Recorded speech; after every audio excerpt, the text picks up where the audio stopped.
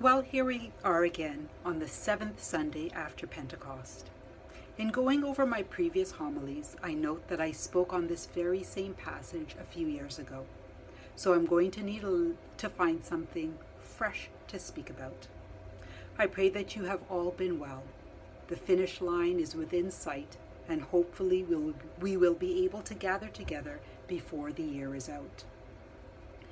Jealousy, or should I say envy, of another person or of their possessions is a very dangerous thing. One must be strong enough to be able to resist the temptations and influences of so-called friends and even family. They do not always have our best interest at heart. Not everyone wishes you well. It is hard in these times to discern who true friends really are, or more importantly, being true to oneself. I believe that a person has to look inside themselves to find peace, comfort, and strength to do the right thing, even if it goes against what the norm is. But what is the norm? Who decides? Who is to say? King Herod did not like what John the Baptist had to say about him marrying Herodias. And I am going to guess neither did Herodias, the former wife of Philip, Herod's brother, which is why she wanted him dead. So, when King Herod was asked for the head of John the Baptist on a platter in front of his peers and friends, he needed to save face. Instead of standing up and saying, "This is wrong, I will not," he succumbed and ordered the beheading to please the daughter of his wife. What would have happened if he refused? Would his subjects and peers been any less in favor or support of him?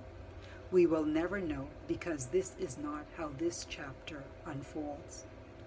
In life we have choices and decisions to make that will go against everything, every grain of what we believe, or even against what our families think.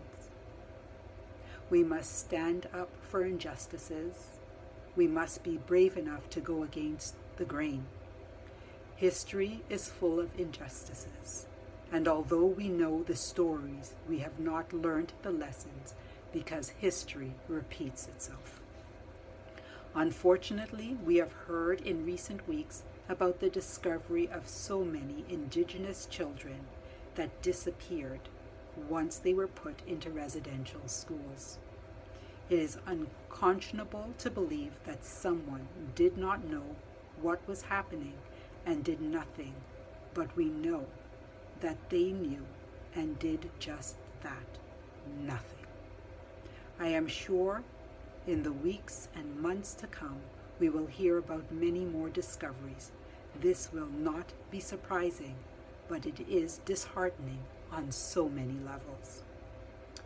I and we pray for all those lost children and their families who knew but had no way of proving what was going on. No amount of apologies will change the faith of history, but it is in what we do today and in the future that will make a statement as to who we are and where we go from here. Change will not happen in my lifetime, but I pray that my children will take this information and that change will start with them.